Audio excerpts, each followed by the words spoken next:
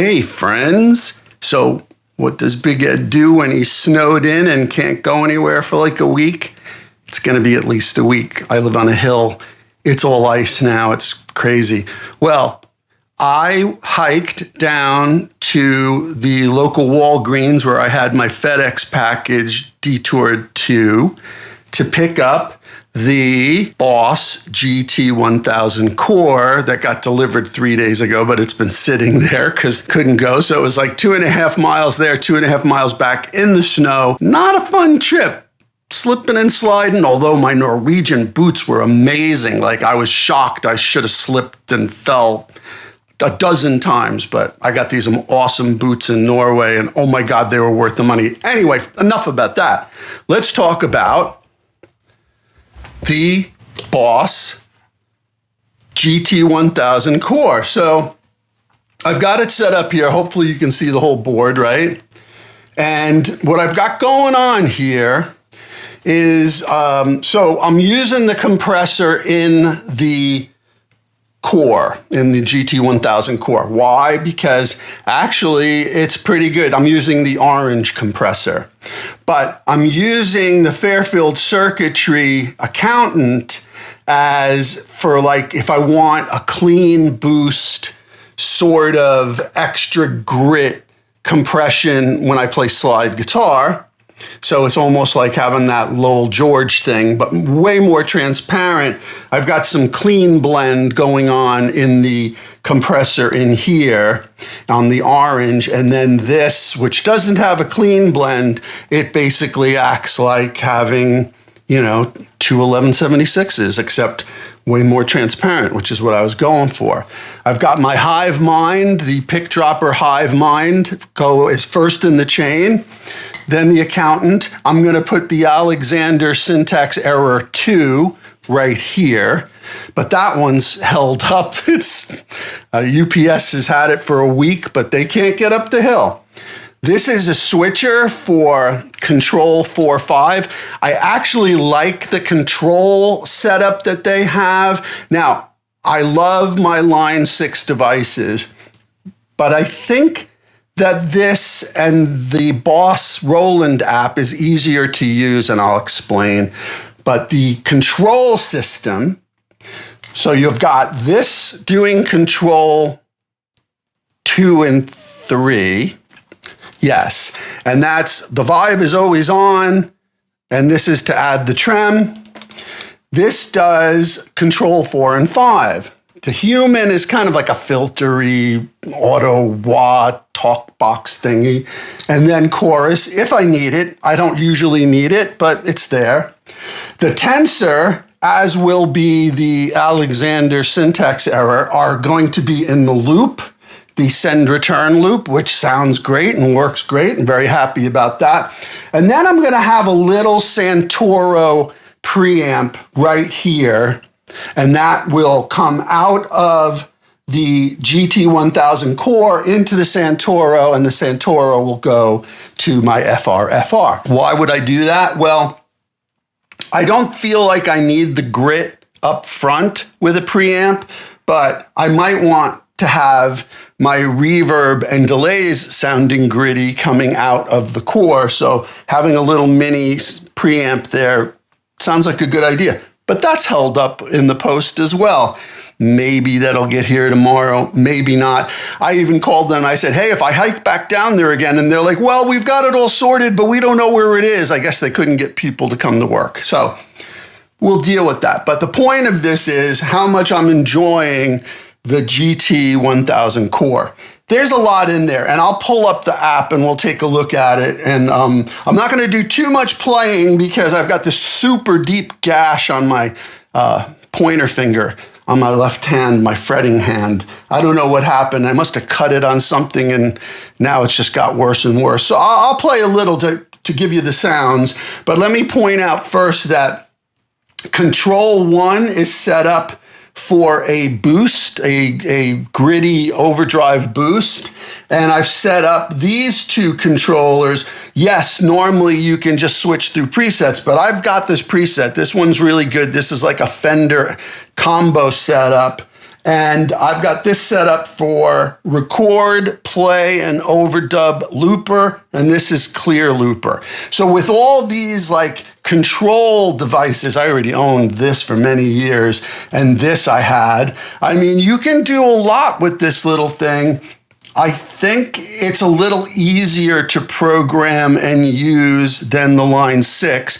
And dare I say, and I know this is blasphemy, but the amps I'm hearing with this AIRD system they have, this sort of IR thingy that they do, dare I say it sounds better than the Line 6. My biggest issue with Line 6, I like the Grammatico, I like a few of the other amps, but my biggest issue with the Line 6 is they always sound hyped to me. Even when I bring in my own IRs and blah, blah, blah, blah, it just, they're trying too hard. These aren't trying too hard. These sound more natural. I have much more clarity and definition between strings than I normally would. Much less EQ, though I am using a little EQ. Just take a listen. This is my little Fender combo thing. This is what I would use live. Once the Alexander's here and the Santoro preamps here, I mean, look at this. It's very, very compact. I found this old board. It's a Pedal Train Mini that I haven't seen for years. It's been in the closet. I guess I was using it for live gigs about 7-8 years ago, whenever it came out. And underneath, I fit a Chox Eventide Power Mini, and it's powering everything. It will power. In fact, I have one whole slot open on the Power Mini, because one obviously has to go to the Boss, and then the Tensor and the Alexander can share one. These two and the preamp can share one whole thing because they're very low milliamperes. And I've got one free. This I don't need to have powered because the only thing that does is show you the LEDs. So yeah, I mean, it's kind of amazing. And then the other cool thing I'm going to do is I've programmed, let me see if I can get this out here. I programmed the Red Panda Remote 4 to have presets on the Tensor. So I can still loop. You know, normally I had it set up in the old days to work like a DL4. But if you choose the A setting, you can save 4 different presets, which to me was outstanding. And so I programmed 4 presets, boom, boom, boom, saved them. So I just have this little thing out front and this board, and I'm good to go. And there's not a lot of tap dancing that way either. I wanted to keep the tap dancing to a minimum. So yeah, I'm very pleased with this. Let me pull up the app and show you that, and we'll go through my setup for this particular device. I've got the compressor. Let's click on the compressor. Sustain at 42, attack 36, level 45, tone at +3. The default is 0, but I felt it needed some more tone. Ratio, drop it drastically to what all these companies have it set at, 6:1. Come on, 6:1. You really want to kill your tone that bad? So 2:1, and my direct mixed is 38. So I've almost got 40% of my direct going in there. My second effect in the chain is the vibrato. That's always on, but I can turn it off with the control switch. The rate is 23, depth 47, color 33, effect level 45, trigger on, rise time 30, direct mix 100. And then the other always on pedal before the effect send and return is a slap delay. I feel that with the vibe set very, very slowly and gently and a good amount of dry signal mixed in, you get that kind of like shallow water kind of vibe. Like there's movement, there's width, but then you need to add a delay, a slap delay. So I've got time at 104, feedback 25. I don't want too much feedback. The high cut at 10K, I don't want it all bright and splashy. Effect level at 50, direct level at 100. Then we've got the send and return, like I said. The reverb, they cleverly, this patch that I found, and I did a lot of tweaking, but the reverb cleverly is before the amp. And that's terrific because in a real Fender amp, you'd have it between the preamp and the speaker. So this is, close enough. The spring sounds incredible. You'll hear it in a minute, but time at 1.6, tone at -3. I always turn down the tone on the reverbs. Density at 3, effect level at 55. Believe it or not, that's pretty high for me, but it actually sounds great. No pre-delay, high cut at 8K, low damp -3, high damp +4, mod rate 61, mod depth 0, duck sensitivity at 50, and then direct level at 100. The amp is the ARD Preamp 1 Deluxe Combo. And those are all the stock settings. I didn't change anything on the amp. It sounded great to me. EQ, which is probably more important. I put a little 1 dB boost at 80 hertz. And it just felt like it needed just a little hair on the bottom. They had it cut at 3 dB at 160, and they cut 2 dB at 3.15. That made a lot of sense to me. And then I've got a master delay at 428 milliseconds, feedback at 34, high cut at 6.3 kilohertz. Effect level, it's only mixed in 31%. Mod rate 40, mod depth 37. Duck sensitivity is stock at 50.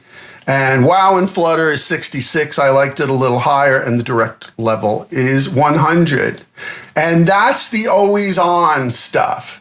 Then you've got the control switching, which will turn on the tremolo, or turn off the vibe, or turn on the human setting, the auto wah, filtery thing, or turn on the chorus. But I don't think I'm going to be using those too much. I did tweak the trem setting that they had a little bit to make it more to my liking. So that's my patch, the tremolo reverb patch.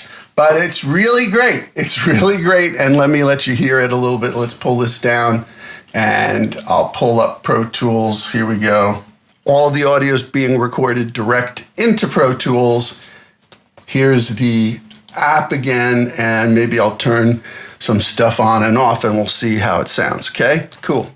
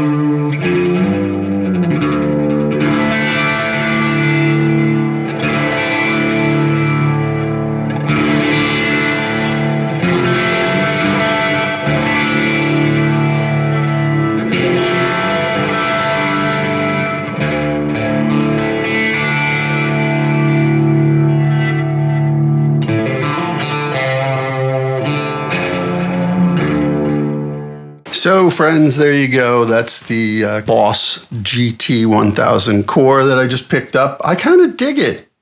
I think it sounds freaking great. I mean, I'm going to record with it a little today and let you know a little more in depth how I feel about it later.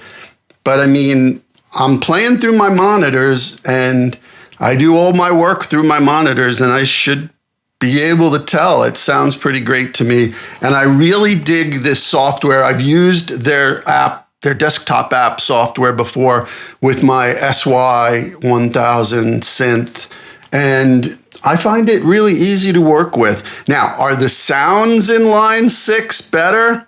Maybe. Let's put it this way. There are more varied sounds in the Line 6, and they're more of them. Let's put it that way. They go deeper. There's like, for instance, there was no filter sound. There was this humanoid sound. And when you go to the delays, the master delay, you can choose a whole plethora of delays. But then you've got 4 other delays to choose from, but they're just standard digital delays. So that's where Line 6 shines, in that you have a lot to choose from and a deeper bench to pick from. But I still think overall I like the realism of this better. It's, like I said before, less hyped, more three-dimensional, more detail. I wish they had a few more choices for effects. You can move things around. Like I put the send and return where I wanted. I put the slap delay where I wanted. You can drag things around, but the bench isn't as deep, and maybe there isn't as much of a cool factor. That said, I do think I prefer the Boss GT1000 core, and it takes up no more room than my HX Stomp did. I don't know. What do you think?